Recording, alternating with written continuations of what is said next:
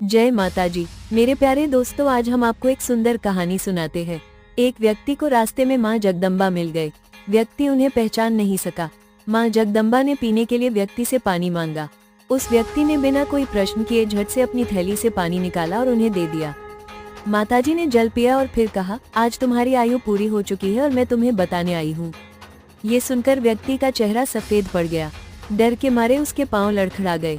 लेकिन माताजी बोले, डरो नहीं बेटा, क्योंकि तुमने मुझे पानी पिलाया है। मैं तुम्हें एक विशेष अवसर देना चाहती हूँ।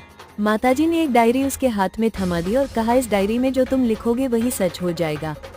तुम्हारे पास ठीक 5 मिनट का समय है, जितना चाहे लिख लो, पर ध्यान रहे केवल 5 मिनट के बाद समय समाप्त हो जाएगा और डायरी मेरे पास लौट आएगी।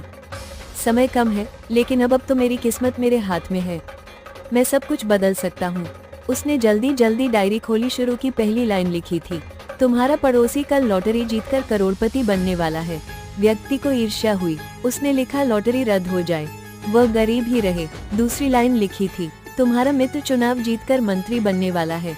व्यक्ति ने लिखा, चुनाव हार जाए, उसे अपमान झेलना पड़े। तीसरी लाइन लिखी थी, तुम्हारा छोटा भाई विदेश जाकर बड़ा व्यापारी बनने वाला है। व्यक्ति फिर लिखता है, वह कभी भी विदेश न जा पाए, नौकरी के लिए भटके। इस प्रकार वह एक एक कर सब पन्ने पलटकर दूसरों की खुशियां मिटाने लगा।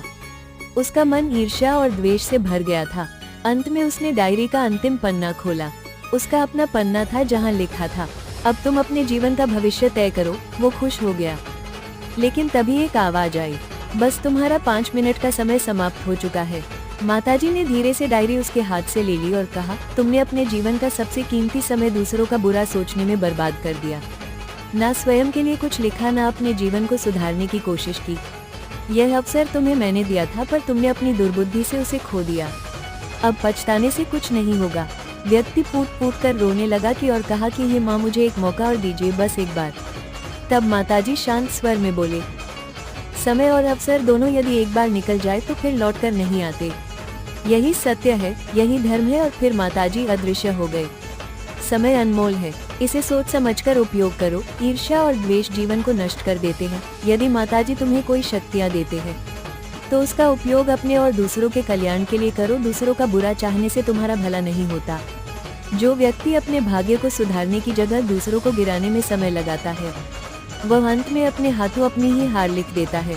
सच्चा मनुष्य वो है जो अवसर मिलते ही प्रकाश बांटे, ना कि अंधकार में दूसरों को धकेलने लगे। जय माता जी।